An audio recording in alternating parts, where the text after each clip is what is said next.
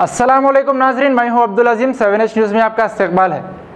Santoshnagar traffic police ने एक special drive का आगाज़ किया, जिसमें बगैर लाइसेंस चलाने वाले माइनर बच्चों की तलाशी ली गई। पेश है इस मामले पर 7H की ये रिपोर्ट। नाजरीन, 7H न्यूज़ की तरफ से आप सबसे ये गुजारिश है कि माइनर लड़कों को बाइक ना दें, इस वजह से कि वो रोड पर इतनी तेज़ रफ्तार से बाइक चलाते हैं, बहुत ज़्यादा हॉर्न बजाकर रोड पर झगड़े करते हैं। खुदा ना खास्ता अगर उनको कुछ हो जाए, सबसे ज़्यादा तकलीफ़ माँ बाप को ही होती है। जैसे कि आजकल जिस तरह रोड पर एक्सीडेंट हो रहे हैं, ये सिर्फ माइनर बच्चों के ही हो रहे हैं। बगैर लाइसेंस चलाने से बहुत ज़्यादा जुर्माना है।